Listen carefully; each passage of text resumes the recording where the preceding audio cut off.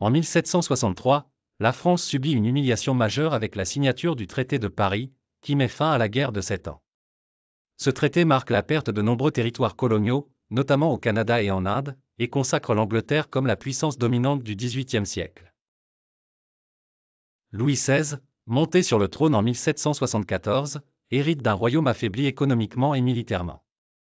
Pourtant, une opportunité inattendue de vengeance se présente en 1776, la Révolution américaine.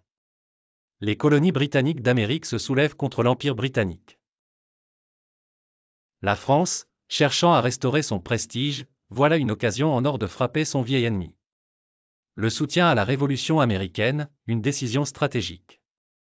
Malgré des finances désastreuses, Louis XVI prend une décision audacieuse, soutenir les insurgés américains. Ce choix est porté par des conseillers comme le ministre des Affaires étrangères, Charles Gravier de Vergennes, et le marquis de Lafayette, fervent défenseur de la liberté. 1. Aide financière et militaire. 2. Une flotte impressionnante, la marine française, dirigée par des amiraux comme le comte de Grasse et le comte d'Estaing, joue un rôle crucial dans cette guerre. L'apogée de cette intervention est la bataille de la baie de Chesapeake, 1781, où la flotte française bloque les forces britanniques, permettant aux troupes américaines de remporter une victoire décisive à Yorktown. La victoire française est symbolique, elle efface l'humiliation de la guerre de 7 ans et montre que l'Angleterre n'est pas invincible. Louis XVI devient aux yeux des Européens le roi qui a affaibli l'Empire britannique. Voici quelques exclusivités et faits méconnus qui enrichissent cette histoire. Louis XVI a autorisé une vaste opération d'espionnage pour déstabiliser les réseaux britanniques en Europe. Des agents français se sont infiltrés dans des ports anglais pour saboter les navires destinés à combattre en Amérique.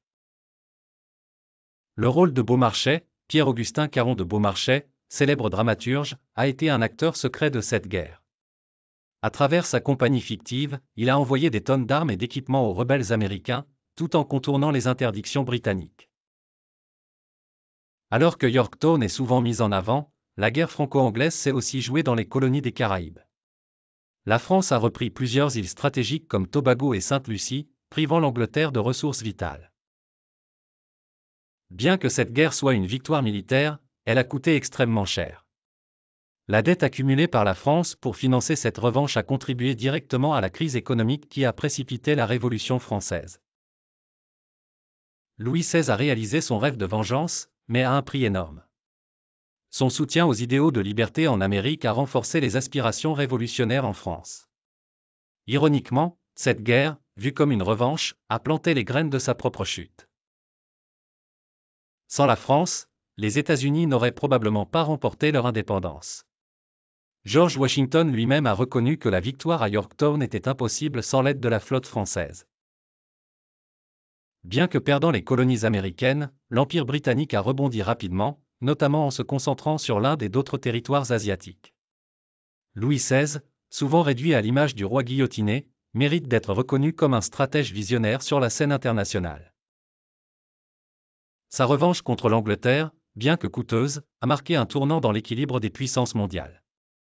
Cependant, cette victoire s'est accompagnée d'un paradoxe cruel, elle a indirectement conduit à sa propre chute.